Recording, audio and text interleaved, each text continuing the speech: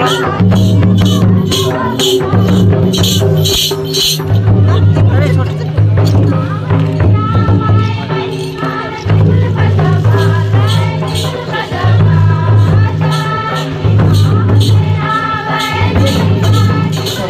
होकर यह दिखाना चाहते हैं कि बार के हम सक्रिय सदस्य हैं और बार की ऊंचाइयों को छूने के लिए हम आतुर हैं।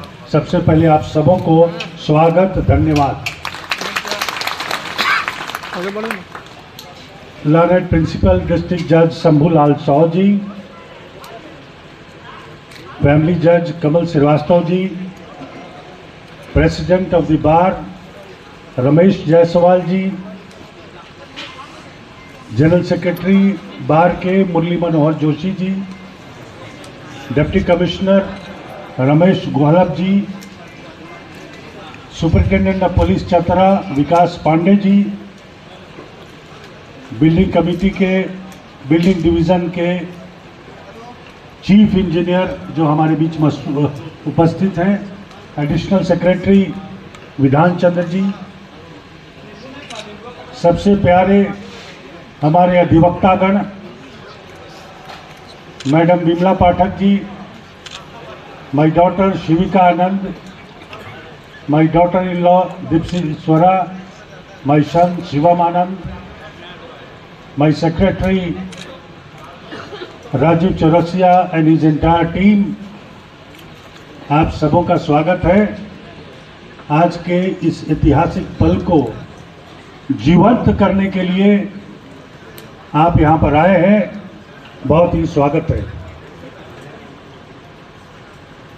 चतरा का जब एडमिनिस्ट्रेटिव प्रभार मुझे मिला, जब मैं जोनल जज यहाँ का नाम ऑनरेबल चीफ जस्टिस के द्वारा, तो उसके बाद चतरा में हमारी विजिट हुई। राकेश जी यहाँ के प्रिंसिपल डिस्ट्रिक्ट जज हुआ करते थे, उस समय मैं यहाँ पर आया। प्रोग्राम कोर्ट का था, जोनल जज को बार से कोई उतना मतलब नहीं रहता है, लेकिन मैंने कोर्ट के कार्य के बाद, कोर्ट का इंस्पेक्शन करने के बाद मैंने स्वयं इच्छा जाहिर की कि मैं बार में जाऊंगा। हालांकि मुझे मना किया गया कि बार का कोई प्रोग्राम नहीं है, बार के लोग बुलाए नहीं हैं। मैंने प्रिंसिपल डिस्ट्रिक्ट जज को कहा कि बेंच जो है बिना बार के अधूरा है, आप बार को अपने से अलग नहीं कर सकते, इसलिए बार बुलाए या ना बुलाए मैं बार में जाऊंगा। और मैं अपने पूरे परिवार के साथ बार में शिरकत हुआ। हमारे जो जनरल सेक्रेटरी हैं, आपके जो जनरल सेक्रेटरी हैं मुरली मनोहर जोशी जी, और जो प्रेसिडेंट हैं रमेश जी, बहुत गर्मजोशी से उन्होंने स्वागत किया। गर्मी का महीना काफी थी, तपिश थी, फिर भी हम लोग बाहर में बैठे। मैंने बुलाकर पूछा रमेश जी से, मुरली मनोहर जोशी से, कि आपकी समस्याएं क्या है, आप मुझे बताएं। उन्होंने कहा कि सर समस्याएं तो अनगिनत है, लेकिन सबसे जरूरी है जो आप स्वयं अपनी आंखों से देख रहे हैं कि अधिवक्तागण पेड़ के नीचे टेंट में बैठकर यहाँ पर वकालत कर रहे हैं। हम देखे, हमें काफी दुख हुआ। हम भी आप ही के बीच के हैं, हम भी अधिवक्ता रहे हैं। हाईकोर्ट में हमने 24 साल की वकालत की है। अधिवक्ता के बिना मैंने कहा कि बेंच अधूरा है, वो केवल हाईकोर्ट में नहीं, डिस्ट्रिक्ट कोर्ट में भी। और अगर अधिवक्ता को सम्मान नहीं मिलता है, अधिवक्ता सम्मान के साथ प्रैक्टिस नहीं करते हैं, तो लानत है हम लोगों को। बेंच में बैठते हैं, एयर कंडीशन में बैठते हैं, आपकी फरियाद सुनते हैं, आप दूसरों की फरियाद लेकर हमारे पास आते हैं, हम निर्णय देते हैं, जस्टिस करते हैं। न्याय वह नहीं है, न्याय वही है जो केवल दिखता है। न्याय को दिखना भी चाहिए।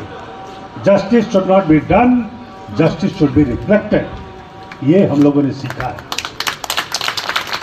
तो जो जस्टिस के पिलर हैं, अधिवक्ता जस्टिस के पिलर हैं, अगर वही मान और सम्मान के साथ बार में प्रैक्टिस नहीं करते हैं तब तो बार की सोच ही अलग होती है। यह कहा जाता है कि सीमा पर प्रहरी जो हैं वो देश की रक्षा करते हैं।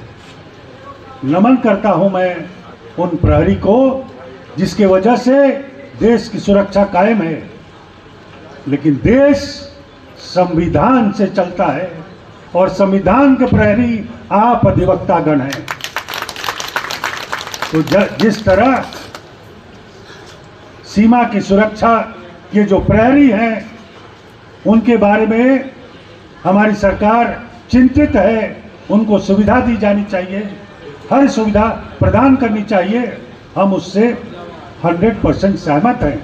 लेकिन साथ ही जो अधिवक्ता संविधान के प्रहरी हैं उनको भी सारी सुविधा मुहैया करनी चाहिए। इसमें किसी को कोई संकोच नहीं होनी चाहिए। यह बिल्डिंग जो बनने जा रही है एक मील का पत्थर साबित होगी। मात्र यह सुरक्षा कवच नहीं है, एक अम्ब्रेला नहीं है, यह एक ऐतिहासिक भवन साबित होगा, दिखाया जा रहा है। मैं धन्यवाद देता हूं जो बिल्डिंग सेक्रेटरी है अरवाराज कमल का। जब आपके प्रेसिडेंट ने मुझे बताया इन सारी समस्याओं को और कहा, हमको याद है आपके जो जनरल सेक्रेटरी हैं मिश्रा जी हाई कोर्ट में गए थे, वो हमसे मिले, बोले कि सर वादा तो बहुत लोग करते हैं, ऑफिसर लोग भी कहते हैं कि सैंक्शन हो गया जाइए, लेकिन वो 4 साल 5 साल 10 साल 20 साल भी हो जाता है, ऐसे ही कैसे पड़ा रहता है। हमने कहा अपने सेक्रेटरी को कि इनको बगल के जो गेस्ट के लिए बना हुआ है रूम, उनमें बैठाओ। मैंने तुरंत बिल्डिंग सेक्रेटरी को बुलाया और खबर भिजवाया कि 15 मिनट